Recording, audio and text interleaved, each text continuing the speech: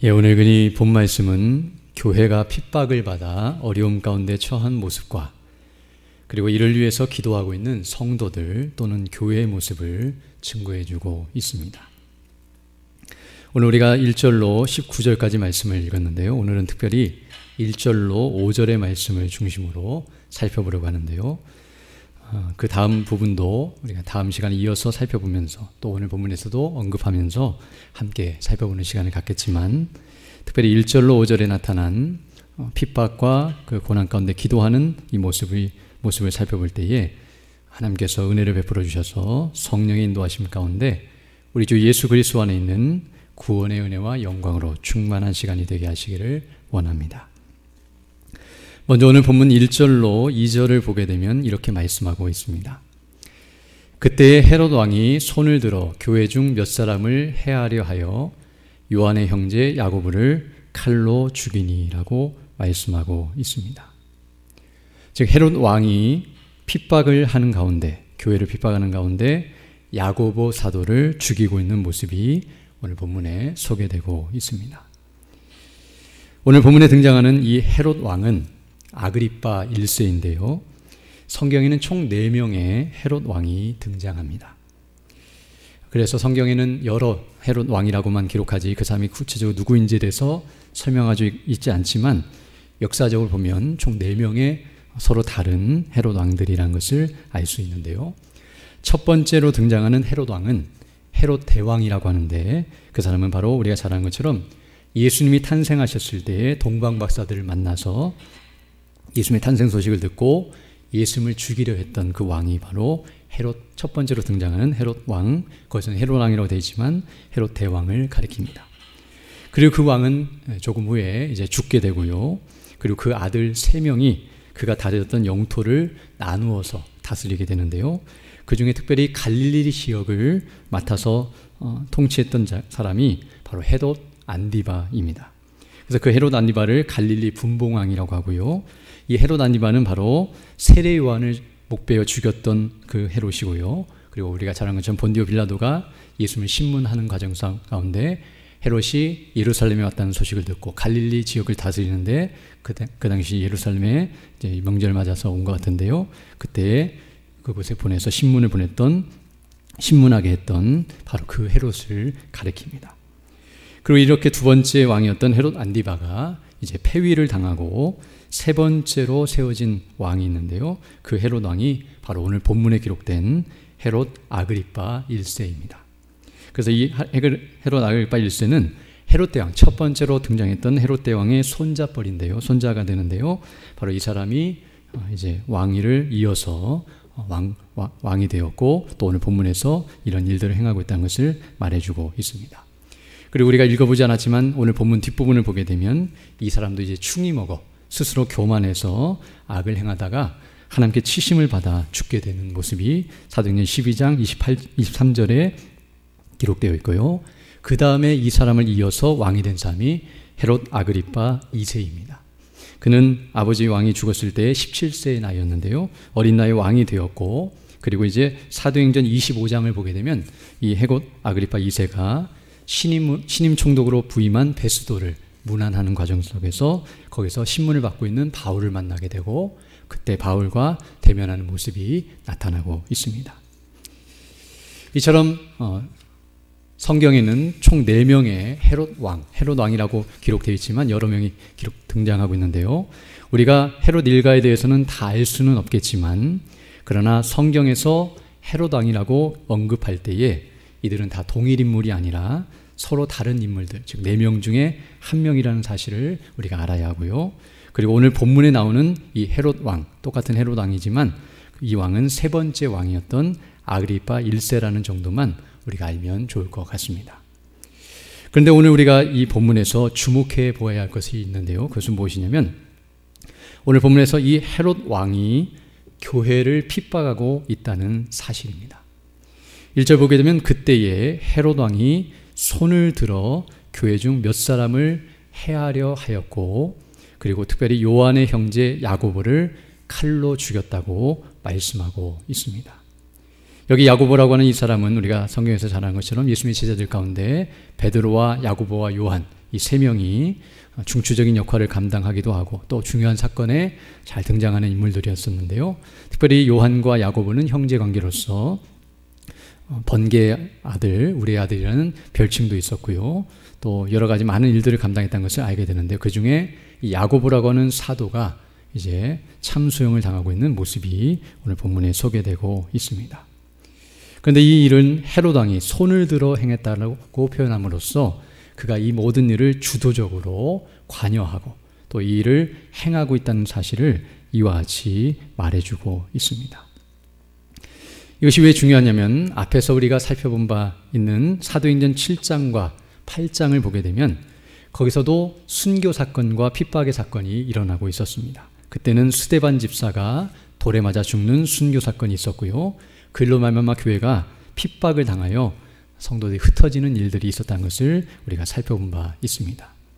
그런데 그때에는 유대인들이 중심이 되어서 즉 대제사장과 백성의 장로들과 서기관과 바리새인들이 중심이 되어서 그런 핍박과 순교의 일이 일어났다고 한다면 오늘 본문은 도리어 헤롯 왕이 주도적으로 그 일을 진행하고 있다는 사실을 우리에게 말해주고 있습니다. 그 말은 바로 공권력을 가진 자, 오늘날 표현하면 정부 차원에서 지금 핍박이 일어나고 있다는 사실을 말해주고 있습니다. 그래서 3절을 보게 되면 이 일로 인해서 유대인들이 이 일을 기뻐하는 것을 보고 라고 말씀한 것 같이 헤롯 왕이 왜 이 일을 했는가를 잠깐 설명해 주고 있는데요. 어떤 면에서 그리스도인들 또 교회는 헤롯에게 있어서 어떤 피해를 주거나 또 그의 왕국을 뒤흔들거나 또 어떤 악행을 한 것이 전혀 없었음에도 불구하고 도리어 그들 중에 몇 사람을 죽이고 이것이 야고보를 죽이는 이런 악행을 하고 있는 것은 오늘 3절이 말한 것처럼 유대인들의 환심을 사기 위해 일을 행하고 있다는 사실을 우리에게 말해주고 있습니다. 즉 그 일을 행함으로써 유대인들이 싫어하는 그리스도인들 또 교회가 어려움 가운데 처하는 것을 보면서 유대인들이 기뻐하고 좋아하는 것을 보면서 그들의 마음을 얻기 위해 정치적인 목적으로 바로 이 일을 행하고 있다는 사실을 말해주고 있습니다. 즉 유대인들은 종교적인 입장에서 교회를 핍박했다고 한다면 헤롯은 정치적인 입장에서 이 모든 일을 행하고 있음을 우리에게 말해주고 있습니다. 그러나 우리가 이런 것들을 보면서 그 이유와 원인에 대해서 자세히 알 수는 없겠지만 중요한 사실 하나를 깨닫게 되는데요. 그것은 무엇이냐면 교회의 핍박이 다양한 방식으로 이루어질 수 있다는 사실과 그리고 사단은 모든 것, 즉 수단과 방법을 가리지 않고 그 모든 것을 활용하여 교회를 핍박한다는 사실을 우리에게 가르쳐주고 있습니다. 즉 유대인들을 통해서든지 또는 정부 차원에서든지 상관없이 어떤 목적과 방식이든지 상관없이 사단은 모든 것을 동원하여 교회를 잔멸하고 없애버리려고 애를 쓴다는 사실을 오늘 본문에서 다시 한번 가르쳐주고 있습니다. 이것을 통해 우리는 교회가 핍박에 노출되어 있고 그리고 핍박을 직면할 수밖에 없는 현실 속에 있다는 사실을 깨닫게 됩니다. 이것은 단순히 건물로서의 교회가 아니라 우리가 잘 아는 것처럼 교회는 택한 백성들, 예수님을 믿고 구원받은 하나님의 백성들의 모임이라고 할 때에 바로 성도들이 이와 같은 상태에 있다는 사실을 우리에게 가르쳐주고 있습니다. 우리가 잘 아는 것처럼 핍박이 없는 교회는 그 핍박을 떠난 교회는 천상의 교회, 하늘에 있는 교회밖에 없으며 이 지상에 있는 교회는 직간접적으로 핍박 가운데 있다는 사실을 우리는 잘 알고 있습니다. 물론 시간적으로나 지역적으로 또 분량이나 정도에 있어서는 차이가 있어서 이전에 초대교회 때는 그렇게 심했던 박해가 지금은 조금 덜 하거나 또 어떤 지역에서는 심하게 일어나는 핍박이 다른 지역에서는 우리나라 같은 곳에서는 지금 북한보다는 덜한 그런 상태에 있다 할지라도 그러나 어떤 면에서 보든지 사단이 항상 교회를 노리고 있고 그리고 핍박 가운데 있다는 사실을 우리는 인식해야 합니다. 그래서 디모데후서 3장 12절을 보게 되면 이렇게 말씀하고 있는데요. 무릇 그리스도 예수 안에서 경건하게 살고자 하는 자는 핍박을 받으리라 라고 말씀함으로써 여기 예수 안에서 경건하게 산다는 말은 예수를 믿고 구원을 받아 그 안에서 살며 하나님의 말씀에 순종하며 그 뜻을 따라 살아가게 될 때에 핍박을 받게 될 것이라는 말씀을 우리에게 가르쳐주고 있습니다. 그리고 또 베드로전서 5장 8절로 9절을 보게 되면 근신하라 깨어라 너희 대적마귀가 우는 사자같이 두루다니며 삼킬 자를 찾나니. 할 수만 있으면 택한 자라 할지라도 넘어뜨리려고 우는 사자와 같이 마귀가 우리를 삼키려고 하기 때문에 이런 핍박이 일어날 수밖에 없고, 9절 보게 되면 너희는 믿음을 굳게 하여 저를 대적하라. 이는 세상에 있는 너희 형제들도 동일한 고난을 당하는 줄을 알미니라 라고 말씀함으로써 고난에서 제외되는 성도나 교회가 없다는 사실과 우리는 동일한 고난을 당하고 있고 사단이 이와 같이 공격하고 있기 때문에 우리가 그런 상태에 늘 처할 수밖에 없음을 이와 같이 말해주고 있습니다. 그러면서 오늘 본문을 보게 되면 이와 함께, 즉 교회는 항상 핍박을 당할 수밖에 없다는 사실을 말해준과 동시에, 그리고 그러한 핍박을 당하는 교회의 모습이 너무나 초라하고 비참하다는 사실 또한 우리에게 가르쳐주고 있습니다. 오늘 2절을 보게 되면 이렇게 말씀하고 있는데요. 요한의 형제 야고보가 칼로 죽임을 당했다고 말씀하고 있습니다. 그리고 3절로 4절을 보게 되면 이제 베드로까지 잡혀서 죽을 위험에 있다는 것을 보게 되는데요. 유대인들이 이 일을 기뻐하는 것을 보고 베드로도 잡으려 할세 때는 무교절일이라. 잡음에 옥에 가두어 군사 내식인 네페에게 맡겨 지키고 6월절 후에 백성 앞에 끌어내고자 하더라라고 말씀해주고 있습니다. 즉 앞서 헤롯이 야고보를 죽인 후에 이제 베드로까지 잡아서 죽이려 하고 있고, 당장에 죽이지 않은 이유는 이제 사람들을 모아놓고 그들의 환심을 사고 또 그들의 만족을 더 극대화시키기 위해서 이와 같이 나중에 죽이고자 가두어 두고 있는 모습을 보이고 있고요. 또 그를 가두되 군사 4명씩 한 조를 이루어 총 4패에게 맡겨, 즉 4조가 이루어져서 12시간을 시킨다면 3시간씩 그들이 돌아가면서 그 옥을 지키면서 이 베드로가 도망치지 못하도록 철통같이 지키고 있는 상황이며 절대로 빠져나올 수 없는 상황이라는 것을 우리에게 말해주고 있습니다. 그래서 오늘 본문을 보게 되면 여기서는 이렇게 말씀하고 있지만 그 뒤에 6절을 보게 되면 이렇게 말씀하고 있는데요. 헤롯이 잡아내려고 하는 그 전날 밤에 베드로가 두 군사 틈에서 두 쇠사슬에 매어 누워 자다가 라고 말씀하고 있는데요.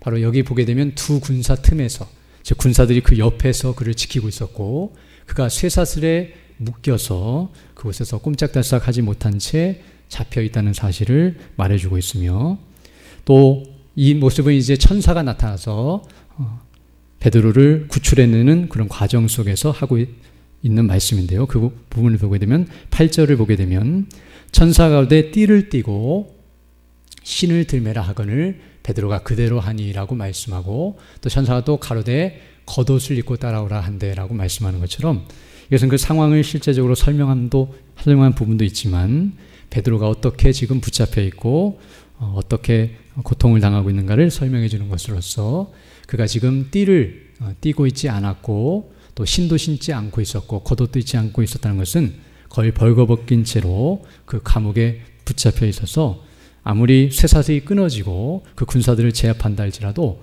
도망칠 수 없는 상태에 있었다는 것을 말해주고 있습니다. 그리고 그렇게 감옥뿐만 아니라 또 뒤에 10절을 보게 되면 천사가 그를 데리고 나갈 때의 모습인데요. 이에 첫째와 둘째 파수를 지나, 즉 파수꾼들이 첫째와 둘째 두 곳에서 지키고 있었고 그것을 지나가야만 이 감옥을 벗어날 수 있었고요. 거길 지나도 성으로 통한 쇠문이 있었고 그 쇠문을 열어야만 성까지 들어갈 수 있는, 그래서 이 감옥은 지하에 있었고 그리고 성과 구별되어 있어서 정말 성까지 가기에 힘든, 그리고 빠져나갈 수 없는 그런 감옥이었다는 것을 우리에게 가르쳐주고 있습니다. 어찌됐든 이런 모든 내용들을 보게 되면 오늘 여기 핍박을 당하고 있는 교회의 모습은 정말 처절하기까지 합니다. 야고보라고 하는 중요한 인물이 죽었을 뿐만 아니라 베드로도 그와 버금가는 그런 초대교회의 훌륭한 믿음의 일꾼이요 사도였는데요. 그 사도까지 붙잡히게 되었고 아무도 그를 구출하거나 빼낼 수 없는 그런 비참한 상황 가운데 있다는 것을 우리에게 말해주고 있습니다. 그리고 이제 그렇게 하고 있을 뿐만 아니라 이제 꺼내어 나중에는 신문을 하고 죽이려고 하는, 그래서 어떤 의미에서는 죽을 날만을 기다리고 있는 베드로의 모습을 우리에게 말해주고 있습니다. 이처럼 야고보나 베드로 개인적으로 볼 때에도 지금 그들에게 일어난 이 일은 억울하고 고통스럽고 두려운 일이 아닐 수 없겠지만 교회와 성도들, 이런 일을 당하고 있는 교회 전체적으로 볼 때에도 이런 큰 충격과 고통이 아닐 수 없습니다. 그 대적들에 의해서 속수무책으로 당하고 있고, 그리고 그 대적들을 제압할 수 있는 아무런 힘도 없는 연약한 교회의 모습을 그대로 보여주고 있습니다. 즉 핍박을 당하고 있는 교회의 모습뿐만 아니라 그 핍박 앞에서도 아무짝에도 쓸모없고 아무 일도 할 수 없는 그런 연약한 모습을 보이고 있습니다. 그 대적들은 승승장구하고 있지만 그들에게 어떠한 대항도 하지 못하고 이리 뜯기고 저리 찢기고 있는 처량한 교회의 모습을 그대로 보여줍니다. 여기 야고보를 죽였고 베드로를 가둬놓고 있는 이 모습은 대적들은 그 하고 싶은 대로 다 할 수 있지만 교회는 아무것도 하지 못하고 있다는 사실을 보여주고 있습니다. 앞서 야고보를 죽일 때 베드로는 도망칠 수도 있었고 또 그 일을 막거나 피할 수도 있었고 잡힌다 할지라도 빼낼 수 있었다고 한다면 이런 상황 속에 처하지 않을 수 있었겠지만, 그러나 그런 일들이 일어남에도 불구하고 아무 일도 하지 못하고 있는, 헤롯이 이제 베드로를 잡으려고 할 때 성도들이 나름대로 피하거나 그를 숨겨두려고 노력했겠지만 결국에는 잡히게 되고 옥에 들어가게 되는 이런 모습을 보게 될 때에 그들이 아무것도 할 수 없는 무기력한 상태에 있었다는 사실을 우리에게 그대로 보여주고 있습니다. 이는 마치 사나운 짐승 앞에 양처럼 그 대적의 손에 놀아날 수밖에 없는 교회의 가련한 모습을 그대로 보여줍니다. 그래서 누가복음 10장 3절을 보게 되면 이렇게 예수님께서 말씀하시고 계시는데요. 갈지어다 내가 너희를 보냄이 어린 양을 이리 가운데로 보냄과 같도다라고 말씀하고 계시는데요. 이것은 예수님께서 공생의 동안에 그 제자들을 세상 가운데 보내면서 복음을 증거하도록 하신 내용인데요. 그러나 이 모습을 통해서 우리는 세상 속에 있는 교회의 모습이 어떠함을 또한 깨닫게 됩니다. 즉 이리 가운데 있는 양과 같이 교회는 수많은 핍박자들로 둘러싸여 있고 그들의 먹잇감과 같이 유린당하고 고통을 당하면서도 아무런 힘도 없고 능력도 없는, 그래서 그대로 핍박을 당할 수밖에 없는 그런 모습이라는 것을 우리에게 그대로 가르쳐주고 있습니다. 그렇다면 이런 핍박과 환난과 고난과 어려움 가운데 교회가 처해 있을 때 과연 교회가 할 수 있는 것, 그리고 교회가 해야 하는 것은 무엇이겠습니까? 오늘 본문은 그것이 바로 기도라는 사실을 가르쳐주고 있습니다. 5절 보게 되면 이렇게 말씀하고 있는데요. 이에 베드로는 옥에 갇혔고 교회는 그를 위하여 간절히 하나님께 빌더라라고 말씀해주고 있습니다. 즉 베드로는 옥에 갇혔고, 즉 그런 핍박과 고난이 여전히 지속되고 있고 그것을 이겨낼 수 있는 힘이 전혀 없는 교회의 초라한 상태가 지속되고 있지만 교회는 그것 때문에 실망하거나 뒤로 물러서거나 도망치거나 낭망하지 아니하고 오히려 하나님 앞에 간절히 빌고 있는, 오늘날 표현하면 기도하고 있는 교회의 모습을 우리에게 보여주고 있습니다. 우리가 잘 아는 것처럼 야고보서 5장 13절을 보게 되면 이렇게 말씀하고 계시는데요. 너희 중에 고난당하는 자가 있느냐? 저는 기도할 것이요. 즐거워하는 자가 있느냐? 저는 찬송할지니라 라고 말씀해 줌으로써 성도가 고난을 당할 때에 해야 할 일은 기도라는 사실을 우리에게 가르쳐주고 있습니다. 그러나 우리가 이 말을 오해하지 않았는데요. 이 말은 성도가 할 수 있는 일, 즉 고난을 당했을 때 성도가 할 일은 기도밖에 없고 그리고 기도만 해야 한다는 것을 의미하지는 않습니다. 기도하면서 우리가 해야 할 일이 많이 있습니다. 물론 오늘 본문처럼 기도밖에는 할 수밖에 없는 그런 비참한 상황도 있겠지만 대부분의 고난과 어려움은 우리가 무엇인가를 해야 할 일들이 있다는 것을 알 수 있습니다. 그러나 성경은 그럴지라도, 그리고 우리가 해야 할 일이 많이 있다 할지라도 기도해야 한다는 사실을 가르쳐주고 있습니다. 그리고 이 말은 바로 기도라고 하는 것은 우리가 해야 할 모든 일들 가운데 우선적이라는 사실을 가르쳐주고 있습니다. 여기 우선적이란 말은 시간적으로가 아니라 의미적으로 그래야 하는데요. 그냥 단순히 어떤 일을 하기 전에 시간적으로 첫 번째로 해야 할 일이 기도라는 말이 아니라, 물론 그렇게도 해야겠지만 기도로 시작해야 할 뿐만 아니라 기도하면서 그 일을 해야 하고, 설령 기도하지 못하고 그 일을 시작했다 할지라도 기도하면서 그 모든 일들을 진행할 뿐만 아니라 그 모든 일들 가운데 기도가 중심이 되어야 한다는 사실을 가르쳐주고 있습니다. 즉 기도가 그 전체를 붙들고 있어야 한다는 것을 알게 되는데요. 그저 기도만 하고 그리고 기도로 마쳤다고 그 모든 것이 끝났다고 생각하면서 자기 멋대로 행동하는 것이 아니라 도리어 기도하고 기도한 대로 행하며 기도한 대로 그 모든 것들을 맡기고 행하는 것이 합당한 모습이라는 사실을 우리에게 가르쳐주고 있습니다.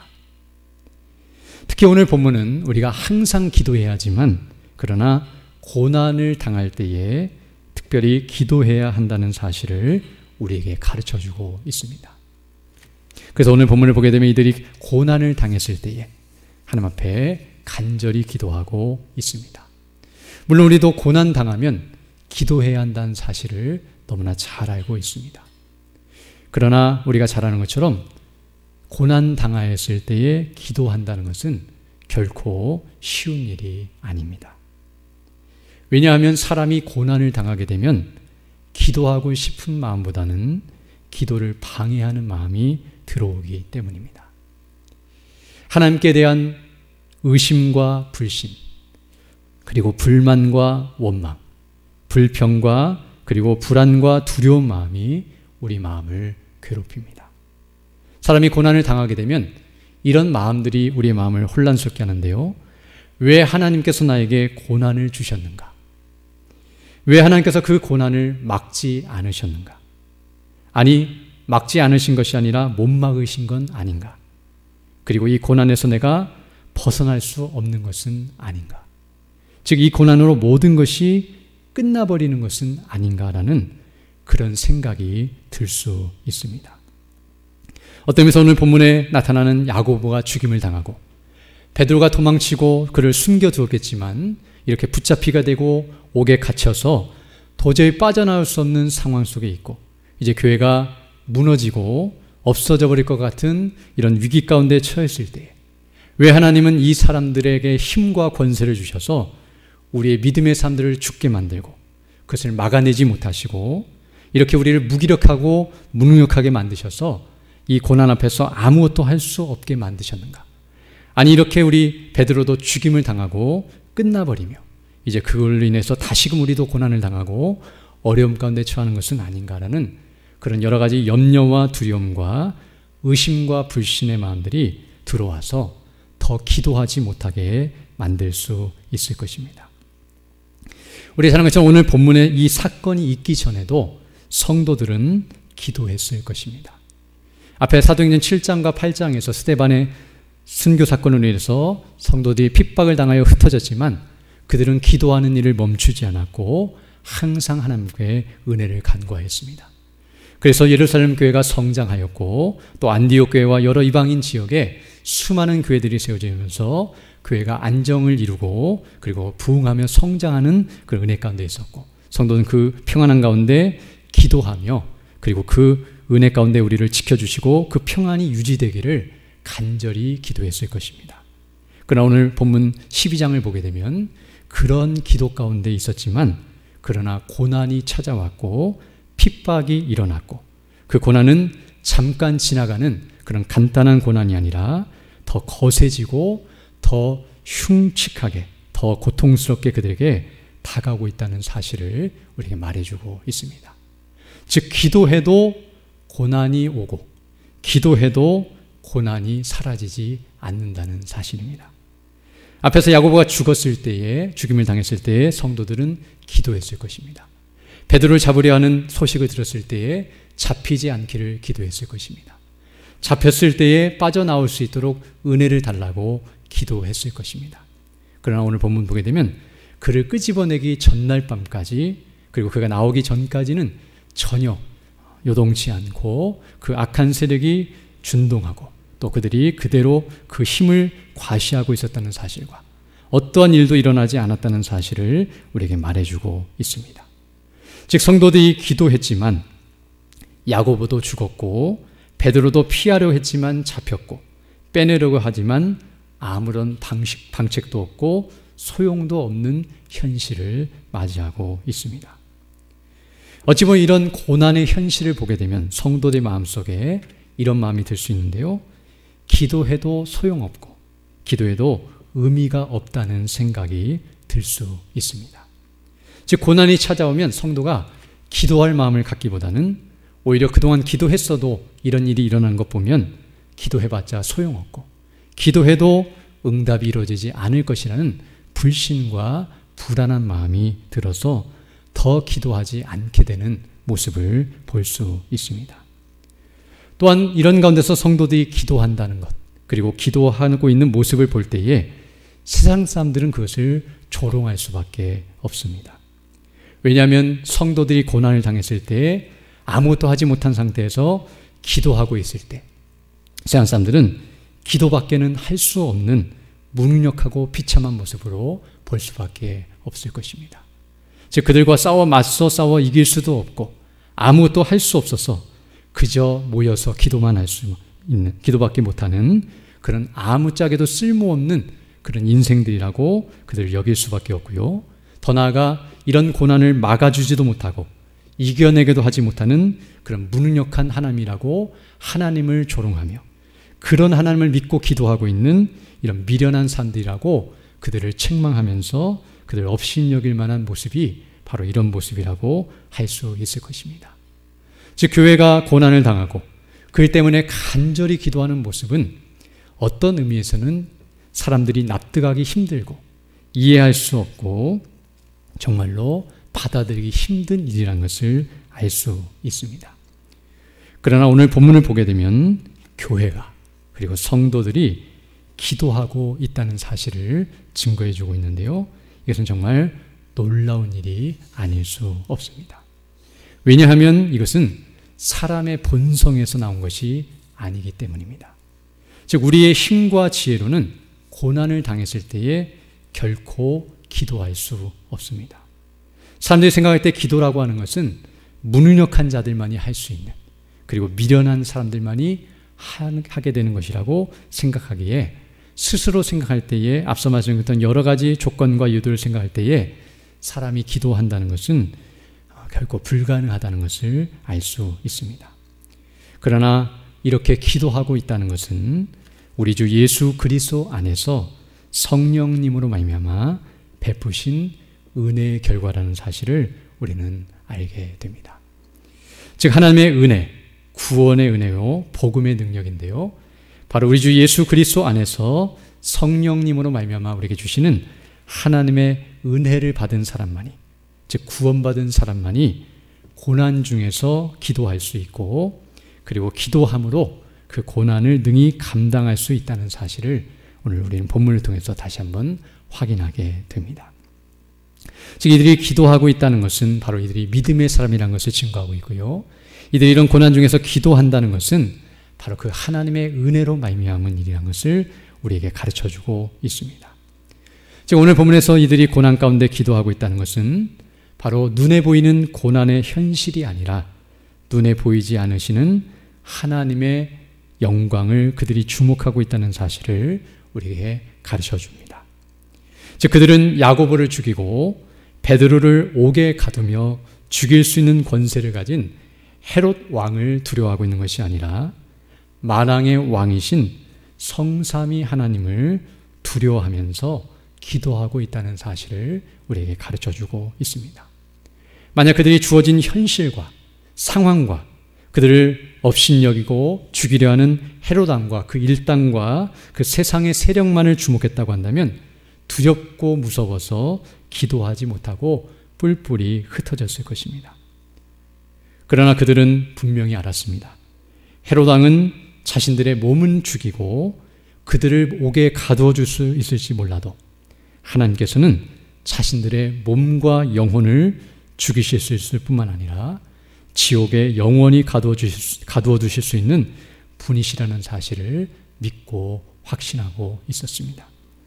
마태복음 10장 28절에서 말씀하는 것처럼 몸은 죽여도 영혼은 능히 죽이지 못하는 자들을 두려워하지 말고 오직 몸과 영혼을 능히 지옥에 멸하시는 자를 두려워하라 라고 말씀하신 것 같이 그들은 헤롯이 야고보를 죽였다 할지라도 그의 영혼을 죽인 것이 아니며 베드로를 가두어 놓고 있다 할지라도 그를 영원히 지옥에 멸하심과 같이 그를 가두어 둘 수 있는 존재가 아니라는 사실을 분명히 알았기 때문에 세상이 아무리 우리를 해하려 하고 우리를 얽어매고 고통을 부여한다 할지라도 하나님 앞에서 하나님이 주시는 그 무서운 심판과 진노 앞에서는 그 모든 것들이 의미가 없다는 사실을 알았기 때문에 바로 그것을 두려워함으로 이 모든 것들을 능히 이겨내고 있는 모습임을 우리에게 가르쳐주고 있습니다.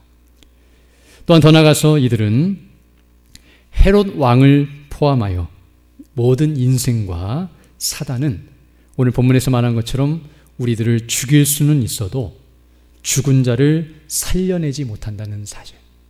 그들에게는 죽일 권세는 있어도 그 생명을 살리는 권세는 전혀 없다는 것을 알았고 도리어 하나님께서는 죄로 죽은 영혼과 그 몸을 살리시며 영원히 살게 하시는 분이시라는 사실을 믿고 확신하였기 때문에 바로 그 하나님을 생각하면서 기도하고 있었다는 사실을 우리에게 가르쳐주고 있습니다. 우리가 늘 항상 듣는 것처럼 우리 주 예수 그리스도 안에서 성령님으로 말미암아 우리에게 베푸신 구원의 은혜와 영광, 죄로 인해서 영원한 멸망에 처해야 할 우리들을 구원하여 주시고 생명을 주시고 영원한 생명인 하나님과 영원토록 교제하는 그 영광 가운데 거하게 하신 하나님의 은혜와 영광을 생각하면서 이 모든 것들을 이겨내고 있음을 알 수 있습니다.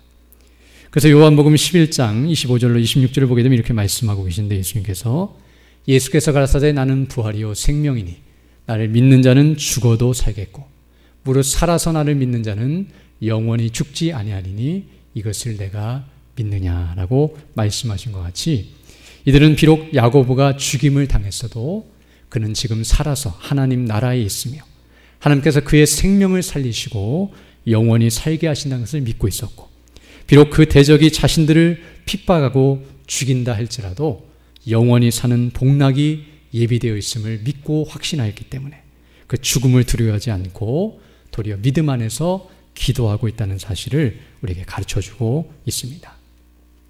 더 나아가 그렇게 구원하신 하나님께서는 그 백성들을 끝까지 보호하시며 그 어느 누구도 그 하나님의 손에서 빼앗을 자가 없다는 사실을 이들은 믿고 확신하였기 때문에 비록 이들이 교회를 잔멸하고 없애며 그들의 영혼을 탈취하려 한다 할지라도 그리스도 안에 있는 그 사랑에서 끊을 수 없으며 그 하나님의 손에서 빼앗아갈 수 없다는 사실을 확신하면서 믿음으로 승리하며 또 그 믿음으로 이겨내고 있음을 우리에게 가르쳐주고 있습니다. 그래서 요한복음 10장 28절 29절 보게 되면 이렇게 예수님께서 말씀하고 계시는데요. 내가 저희에게 영생을 주노니 영원히 멸망치 아니할 터이요 또 저희를 내 손에서 빼앗을 자가 없느니라. 저희를 주신 내 아버지는 만유보다 크심에 아무도 아버지 손에서 빼앗을 수 없느니라 라고 말씀해주고 있습니다. 이처럼 오늘 본문을 보게 되면 성도들은 고난을 당하였지만 그들은 그 고난보다는 그것보다 더 두려우신 하나님을 생각하면서 즉 고난보다도 더 두려운 하나님의 진노와 지옥에 멸하시는 하나님 그 영원한 고난을 두려워하면서 이 고난의 문제를 바라보고 있었고요. 그리고 그 영원한 고난과 비참 가운데서 구원해 주신 하나님의 은혜와 영광을 생각하면서 고난 가운데 기도하고 있고 기도함으로 그 고난을 감당하고 있다는 사실을 우리에게 가르쳐주고 있습니다. 물론 처음에는 이들이 고난의 현실을 보면서 그것을 두려워하는 마음이 들었을 수도 있고요. 또 그들이 처음에는 베드로를 살려달라고 빼내어달라고 하나님 앞에 기도하는 일이 있었겠지만 그렇게 그들이 계속 기도하는 가운데 하나님께서는 성령님으로 말미암아 우리 주 예수 그리스도 안에 있는 구원의 은혜와 영광을 그들로 하여금 주목하게 하심으로 그들이 이제는 더 이상 고난의 현실이 아무것도 아니라는 사실을 깨달으면서 하나님의 영광을 더 주목하게 되었고, 그리고 그 능력과 은혜를 힘입어서 능히 고난을 이겨내고 있다는 사실을 우리에게 가르쳐주고 있습니다.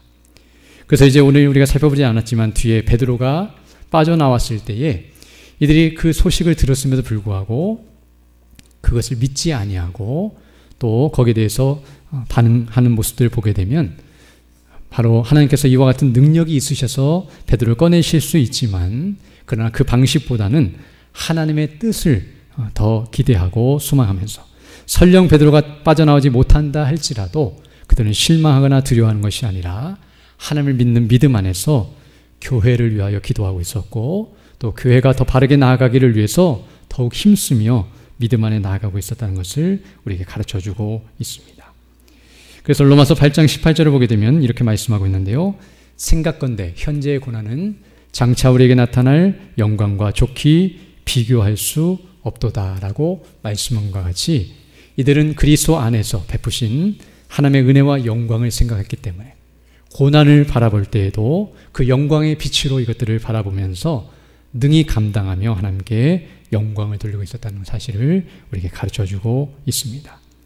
오늘 우리가 이 말씀을 다시 한번 상고하면서 말씀 마치겠는데요.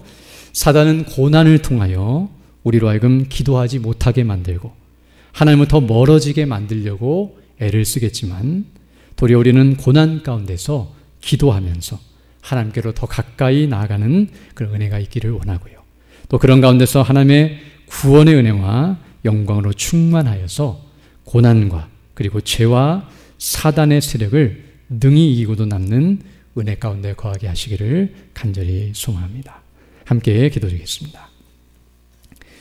걸어가시고 자비로우신 아버지 하나님, 감사를 드립니다. 오늘도 다시 한번 우리에게 하나님의 놀라우신 은혜와 영광이 무엇인지를 주목하게 하시고, 우리의 주어진 현실과 어려움 가운데서도 날마다 우리가 믿고 의지할 것이 무엇인지를 다시 한번 가르쳐 주심을 감사드립니다. 고난을 당하였을 때에 우리의 무능력함과 무지함을 깨닫고, 그리고 하나님의 능력과 그 지혜를 다시 한번 기억하면서 주님 앞에 엎드려 그 능력과 은혜를 의지함으로 하나님의 능력을 의지하여서 그 모든 것들을 능히 이겨나갈 수 있도록 역사하여 주시고, 그 모든 걸 통하여 주의 이름과 그 영광을 높여 나가는 우리 모두 될 수 있도록 은혜를 더하여 주옵소서. 모든 것 주께 의지하고 우리 주 예수님 이름으로 기도드립니다. 아멘.